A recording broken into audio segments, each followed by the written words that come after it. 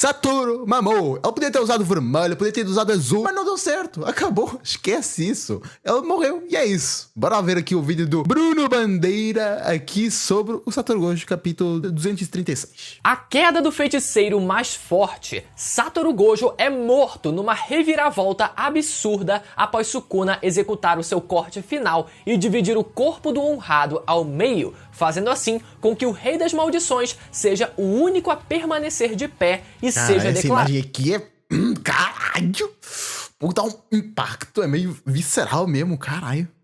O verdadeiro vencedor dessa batalha. Mas o que realmente teria acontecido aqui? A derrota do Gojo ficou em off. Como Sukuna foi capaz de um feito como esse? Você vai ter a resposta para essa pergunta agora no funeral do capítulo 236. Caralho, funeral!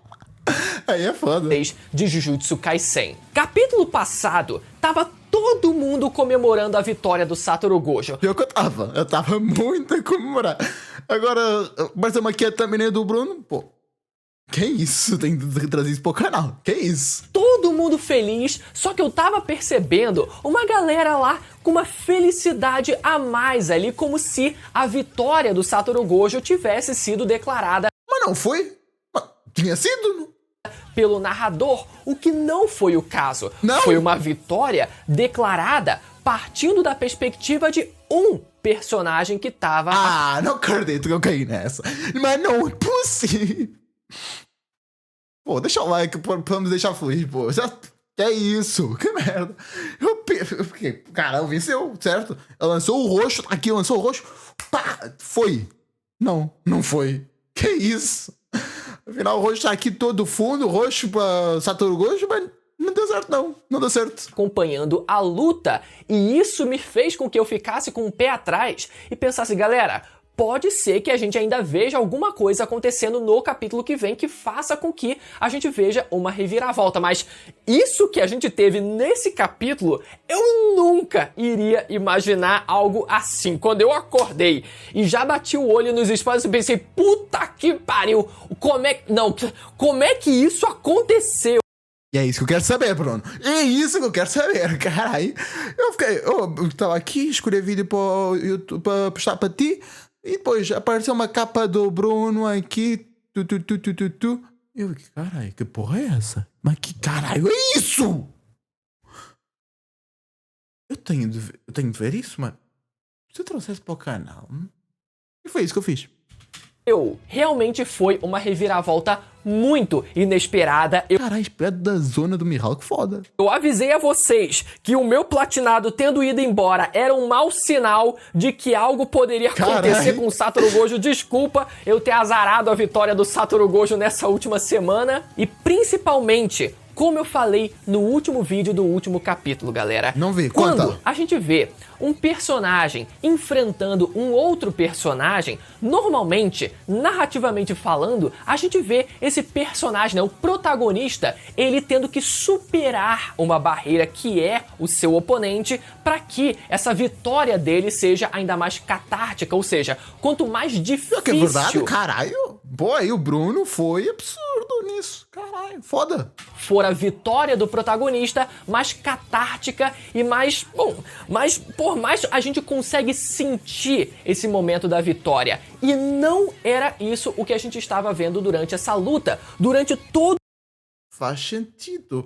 Mas por outro lado, eu não sei se concordo tanto com isso não, porque eu levo a expectativa com uma revelação interessante, que foi o Satoru, mas não mostra como chegamos a esta conclusão. Se o próximo capítulo mostrar isso, foda, já tira a minha dúvida. Mas se não, tipo, ok, talvez só olha isto, vê, aconteceu isto, choca-te. Sei lá, só expor alguma coisa impactante, porque sim, não tenho o desenvolvimento para isso acontecer. Tu faz do A a Z muito rápido. Eu não entendi o abecedário, não, amigão. Explica aí direitinho. Também, Jujutsu também não estava a entender quase nada das técnicas, cara. Se tu entendeste todas as expansões por favor, explica-me aqui nos comentários uma expansão complicada. A do Hakari, por exemplo. Explica-me, que eu não entendi nada. Todo esse processo final da luta, né, durante todos esses últimos capítulos, a gente via somente o Satoru Gojo sendo ali enaltecido, permanecendo na vantagem cada vez mais. E isso fez com que eu falasse no último vídeo que isso poderia ser um sinal de que, na verdade, quem teria que superar essa barreira era justamente o Sukuna, porque era exatamente o Satoru Gojo que estava se mostrando como essa barreira que precisava ser superada. E foi... Caralho. Pô, nunca tinha pensado nisso. Pensar nas coisas narrativamente é chato, pô. É spoiler ter mesmo. Que isso? Não quero nunca saber de narrativa, não. Caralho, vida chata. Saber da informação porque tu és inteligente e assim tu te decepcionas com o que está a acontecer. Pô, que vida... Não quero isso não. Exatamente isso o que aconteceu. Narrativamente falando, era sim esperado uma reviravolta como essa, mas nesse nível... Vamos falar sobre isso nesse vídeo. Eu quero saber. Eu preciso pedir o like pra vocês de antemão? Acho que não, certeza. Né? Todo mundo então descendo o like aí logo de cara pra ajudar. Tudo certo, e tu também. Inscreve tanto aqui quanto aqui. Pô, inscreve. Divulgação do vídeo, e caso você ainda não seja inscrito, meu amigo, vambora pro vídeo. O capítulo começa, galera, de uma forma bem diferente, com o Gojo ainda jovem, né, numa cena muito estranha, sentado numa sala de espera de um aeroporto, conversando com seu antigo amigo Suguru Geto. Eu não vi o capítulo, pessoal, por isso tudo que eu souber aqui vai ser spoiler pra mim. O último que eu vi foi o 235. Esse aí eu não vi, não. A conversa avança, a gente começa a perceber que isso se trata, na verdade, da imaginação do próprio Satoru Gojo, conversando com vários dos seus antigos companheiros mais próximos, não só o Suguru Geto, mas também o Nanami, o Haibara, a Riko Amanai e até mesmo o ex-diretor Yaga. Enquanto eles permanecem no aeroporto, eles conversam sobre várias reflexões interessantes, por exemplo, sobre ir para o norte ou ir para o sul, e que ir para o norte significa ter uma vida nova, ou seja, aceitar a morte, e ir para o sul significa voltar a ser quem era.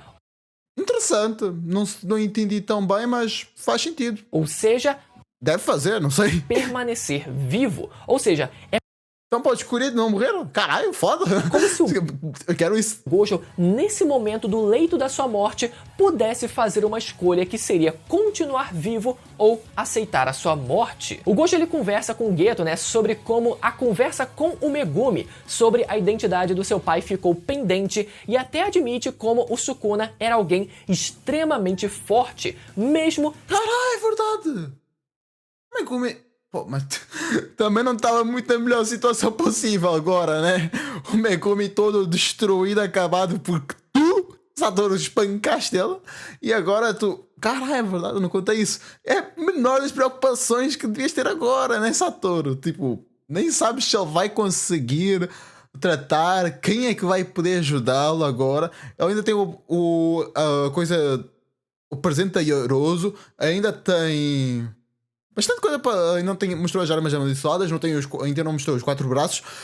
O Sukuna ainda tem muita coisa para mostrar. E não há ninguém atualmente que sabemos que possa pará-lo. Por isso, eu estou muito curioso para saber porque é que tu estás tão preocupado com... por que será que ele está com... Esqueci o que eu ia dizer. Por que será que o Satoru está tão preocupado em não contar sobre o pai que ele nem se preocupou quando era criança, não se preocupava, quem dirá atualmente, quando a situação do Megumi é essa? Por quê? Sem ter lutado com todo o seu poder, e que mesmo se o Sukuna não tivesse as 10 sombras do Megumi, o Gojo não sabe se seria capaz de vencer...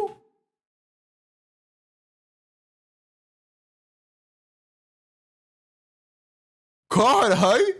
Que isso? Tá louco?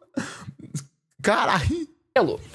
E eu confesso que eu duvidei um pouco aqui das palavras do próprio Gojo, sabe? Porra, deu muita impressão de que o Gojo sim seria capaz de vencer caso o Sukuna ele não tivesse a técnica das 10 sombras a seu favor. Eu não tinha mais nada pra fazer, como eu não podia dar dano no Sukuna. A única que conseguia fazer isso era o Mahoraga. Ela sabia toda a habilidade do Mahoraga. e conseguiu dar uns golpes, o Mahoraga, né? Foi isso. Tudo bem, eu vou meio que aceitar essa frase do Gojo, porque, querendo ou não, acaba sendo, né, um artifício do próprio autor colocar a sua perspectiva através da fala daquele personagem. E se o Gojo ele disse aquilo, provavelmente seria o autor dizendo, não, realmente não dá pra dizer se o Gojo venceria ou não, mesmo se o Sukuna não tivesse a técnica das 10 sombras. Caralho, mas como? Vamos imaginar que a situação foi toda igual até aquele momento. O Sukuna conseguiu tá no corpo do Itadori. No corpo do Itadori e a porrada ia ser mais complicada. O socão ia ser complicado. Sei lá. Talvez o corpo do Itadori seja mais resistente, mas comparado com o poder das 10 sombras, Mahoraga, não sei se dá muita coisa. Isso, basicamente, o autor dizendo, então, vamos ter que primeiro digerir para depois aceitar. Os personagens eles conversam sobre outras coisas também, mas a gente vai precisar partir para o que mais interessa nesse vídeo aqui, porque esse vídeo precisa sair. E voltando para a realidade, vemos então uma página dupla da revelação de Satoru Gojo caído no chão, ensanguentado e sem a parte de baixo do seu torso. Puta, que página! Mesmo. Que página! Chega, eu tô me arrepiando de falar isso. Carai. Aqui foi essa... Meu amigo, quando eu vi o spoiler daquilo, eu pensei... Como isso aconteceu? Então, obviamente, né, que já na página seguinte, a gente começa a ter a explicação do que exatamente aconteceu. Sukuna explica que a adaptação do Mahoraga começa com um processo de análise gradual após receber um ataque, que será concluída à medida que o tempo passa. Ou seja, basta apenas o Mahoraga receber o primeiro golpe para o processo de adaptação se dar início e ele ser concluído numa mera questão de tempo. Só que o Sukuna também diz que nesse intervalo de tempo, conforme o Mahoraga recebe mais golpes, esse tempo diminui, e essas duas informações a gente já tinha conhecimento de capítulos atrás. Sim, a gente já tinha conseguido deduzir isso, e a parte mais interessante vem agora. Sukuna diz que uma vez que uma técnica Jujutsu é adaptada, essa análise nunca é concluída e continua a ser adaptada cada vez mais. E isso a gente já tinha conversado 2 capítulos atrás. Naquele capítulo, vimos a roda do Dharma girar mais uma vez e logo em seguida o Mahoraga sendo capaz de lançar um corte à distância e conseguindo, né, cortar o braço do Gojo. E a explicação que eu dei naquele vídeo foi que, apesar do Mahoraga já ter se adaptado à intangibilidade do Gojo antes, o Mahoraga tinha dificuldade para acertar o Gojo. Então, o Mahoraga teria se adaptado mais uma vez para conseguir lutar à distância contra o Satoru Gojo, e por isso ele passou a ser capaz de lançar aquele corte através da sua lâmina à distância. Porque, lembrando, a habilidade do Mahoraga não se restringe a ele se adaptar apenas a técnicas Jujutsu, como a intangibilidade do Gojo, por exemplo. A habilidade do Mahoraga permite com que ele se adapte a todo e a qualquer fenômeno. E foi isso que a gente falou naquele vídeo. Então, o que a gente viu 2 capítulos atrás foi o Mahoraga se adaptando para poder, né, na prática, lutar à distância, e isso casa com a fala do Sukuna nesse capítulo, de que mesmo que uma técnica Jujutsu seja adaptada, o processo de adaptação do Mahoraga nunca é concluído e ele continua a se adaptar cada vez mais. Caralho. Sukuna também explica que, a princípio, quando o Mahoraga se adaptou à intangibilidade, o Mahoraga estava modificando a sua própria energia amaldiçoada para neutralizar e desativar a intangibilidade. Desativar? Como? Que? Não. Ele vai desativar. Mas o corte ignora, não é? Como assim? Não tô entendendo. Então, galera, não é como se o corte do Mahoraga conseguisse percorrer o infinito até alcançar o Gojo, até porque o infinito é um infinito, nunca pode ser alcançado. Certo. O que o Mahoraga ele faz é cancelar a energia que dá origem à barreira do infinito do Gojo. Assim... Que isso? Que isso? Não, o Gege é maluco, caralho. Como existem, né, por exemplo, ferramentas amaldiçoadas que possuem uma energia capaz de neutralizar a energia que forma o infinito, uma Horaga aqui é capaz de alterar as propriedades da sua própria energia de modo a conseguir realizar esse mesmo feito. Não só isso, mas o Sukuna nesse capítulo também dá a explicação exata para o que aconteceu nessa segunda adaptação do Mahoraga, dizendo que aqueles não eram somente cortes lançados como os que o Sukuna faz, mas sim uma ampliação do alvo da técnica do Mahoraga. Então, em vez do Satoru Gojo ser o alvo exclusivamente, o corte estendeu-se até o próprio espaço, a existência e o mundo em si. Então, galera, ao invés do Mahoraga... Caralho, para, tá uma dor de cabeça já, tanta informação. O Gege lança tanta informação de um lado para o outro, eu não vou decorar isso. Mas, caralho. Mas eu consigo passar a informação que... Cara, isto foi foda. Isto é absurdo. Ele ter sido capaz de realizar simples cortes à distância, o Mahoraga ele se adaptou para ser capaz de quase que cortar o plano material em si, o que é uma forma de florear um pouco mais o conceito dessa técnica, mas que na prática, galera, não precisa a gente complicar muitas coisas. O efeito ele parece ter sido o mesmo de um corte à distância capaz de anular o infinito, assim como a gente vinha falando nas semanas anteriores. Okay. De qualquer forma, o corte em si... A função é diferente, mas o resultado é o mesmo. Ok, faz sentido. É a parte mais simples da gente entender. O por incrível que pareça, o problema mesmo está na seguinte pergunta: quem executou esse corte? Foi o Mahoraga antes de ter sido destruído? Foi uma outra sombra que herdou o poder do Mahoraga depois dele ter sido destruído? Caralho, não tinha pensado nisso. O poder do Mahoraga, mesmo que ela seja destruída, pode ser passado para outra sombra. Foda! Ou foi o próprio Sukuna em si? Pode ser uma sombra com o poder das 10 sombras. Isso é absurdo. Eu tava a pensar, caralho, o Mahoraga... Tipo, o outro bichão que apareceu lá, que era uma fusão de vários monstros. A cobra, o Noé, A cobra, Noé, o cachorrão, o tigre. Mas agora... Se o Mahoraga fosse para o conjunto, eu não sei o que alguém faria. É um poder avassalador? Essas são as 3 respostas possíveis para essa pergunta. Então vamos começar a desmembrar isso aí. Sukuna diz nesse capítulo que anular o infinito dessa forma não era algo que ele fosse capaz de replicar, então ele esperou por uma adaptação à intangibilidade que fosse ajustada para ele. E ao fundo, a gente pode ver a Maki e o Yuta. Mas por que eles apareceram de fundo assim nessa fala? Porque eles estão a querer para batalhar, mas não sei. Será que o Hajime vai primeiro? Não sei. A Maki, por ela ser resultado de uma restrição celestial que não pode ser replicada, e o Yuta, que de fato é capaz de replicar técnicas inatas de outros feiticeiros. Então, esses 2 personagens parecem servir de exemplo de coisas que o Sukuna não é capaz de fazer. Só que, ao mesmo tempo, essa fala de que o Sukuna esperou por uma adaptação que fosse ajustada para ele passa uma impressãozinha de que o Sukuna foi quem executou esse corte no final, pelo menos nessa tradução prévia. então vamos para a primeira... então esse não é esse aqui foi um spoiler que saíram, ainda não é o capítulo final, entendi. Primeira possibilidade: Mahoraga executou o corte final antes de ser destruído. Vimos que no capítulo passado o Mahoraga foi explodido com um vazio roxo e tanto ele quanto o seu Dharma foram, pulverizados. E o capítulo terminou com o Gojo de pé, sem problema nenhum, sem indícios. Mas uma coisa que eu não entendi: quem é que decretou a vitória então? Foi quem? Foi alguém que estava a assistir?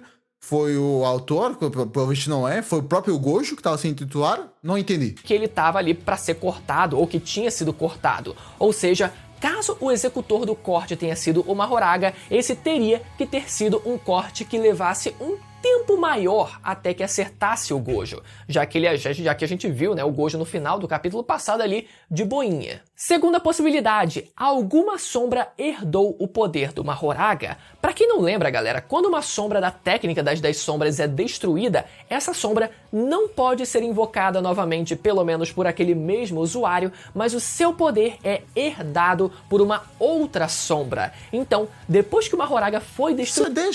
Se as 10 sombras forem mortas, o que acontece? A pessoa perdeu o poder? Ah, tua habilidade de Jujutsu não serve mais para nada.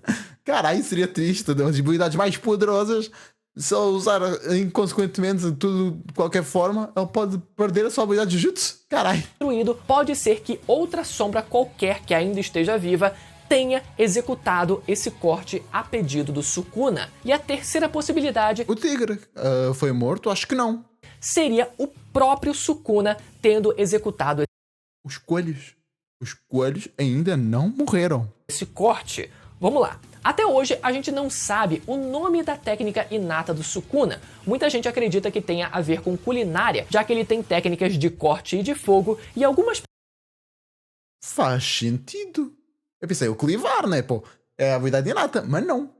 Não é. pessoas acreditam que a técnica inata do Sukuna tenha a ver com ele ser capaz de replicar técnicas de terceiros. E durante essa luta, vimos o Sukuna ser capaz de executar a mesma pose da técnica do sangue perfurante que pertence ao Choso, mas sem ser capaz de manipular o sangue como o Choso é capaz de fazer.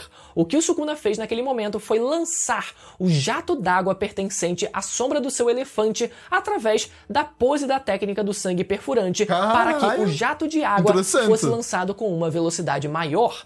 Mas até aí, isso não configura o Sukuna sendo capaz de replicar técnicas inatas de terceiro. Ele só usou uma habilidade de uma sombra ele mesmo.